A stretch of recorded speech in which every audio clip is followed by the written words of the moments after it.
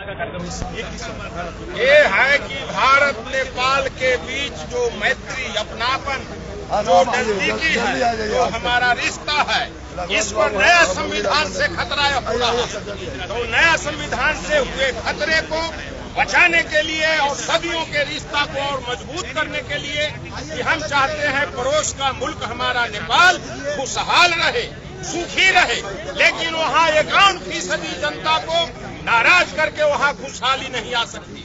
वह नेपाल समृद्ध नहीं हो सकता, नेपाल तरक्की नहीं कर सकता। अपनी ही 51% जनता को पर दमन की कार्रवाई हो रही है।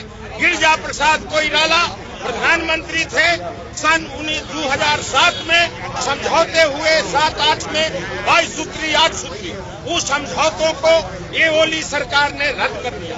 जैसे अभी जो बात अभी हम करने जा रहे हैं, जैसे अभी क्या हुआ कि नेपाल का प्रधानमंत्री केपी शर्मा ओली भारत भ्रमण में है और भारत सरकार उसको राष्ट्रीय सम्मान हिसाब से दिए, हम लोग का भी 1 मिनट, और उसको साथ साथ उनको राष्ट्रपति भवन राजभवन में यहाँ पर बैठने का जो एक व्यवस्था भी की है। इस हिसाब से क्या देख रहे हैं कि आप लोग का एक विरोध है और आप भी लोग का भारत सरकार अभी जो राष्ट्रीय सम्मान दे रहा है, राष्ट्रीय सम्मान दे रहा है, हम लोग भी उनका सम्मान करते। नेपाल के प्रधानमंत्री का, नेपाल की जनता का, नेपाल के लोगों को हम भी सम्मान करते, आदर करते। अतिथि हैं, अतिथि देवो भव, अतिथि हम जो मेहमान हमारा होता है, प्राण से प्यारा होता है। हम उस देश के वासी हैं जिस देश में गंगा बहती है।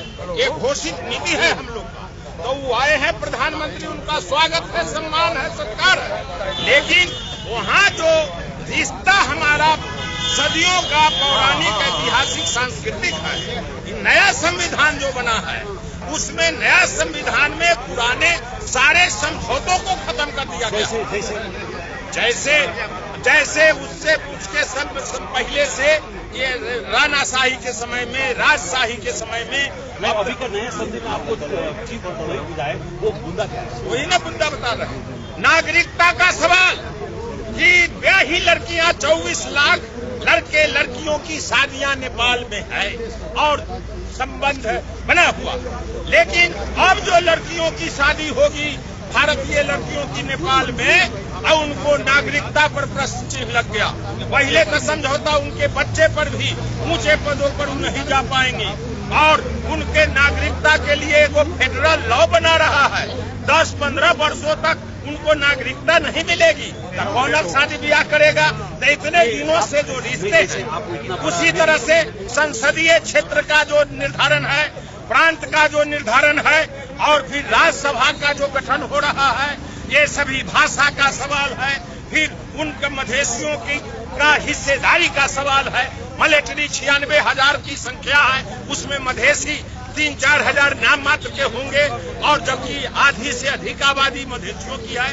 तो इस सब में उनका हक हिस्सा मिले और अपनी ही जनता को, आधी से अधिक जनता को नाराज करके नेपाल तरक्की नहीं कर सकता। हम चाहते हैं नेपाल तरक्की करे, विकास करे, मजबूत हो। वो सोवरेन देश है एक, और उनके चुने प्रतिनिधि और सरकार उसको जनता के अपना साथ लेकर चले। 7 महीनों से 64 लोग शहीद हुए हैं, 2 भारतीय भी शहीद हुए हैं, गोलियां चलाई जा रही है, सबका सर में और सीना में गोली लगी है, कहीं पैर में एक को भी गोली नहीं लगी है, बच्चे मारे गए हैं, महिलाएं मारी गई है। तो इसलिए वो दमनकारी नीति बंद करे और दोनों देशों का प्रधानमंत्री मिल करके मधेशियों के साथ समझौता करे, सुलह करे और नेपाल विकास करे। हम लोग पूरा नेपाल के साथ हैं। धन्यवाद। लेकिन ये वहाँ दमनकारी नीति से नेपाल तरक्की नहीं करेगा।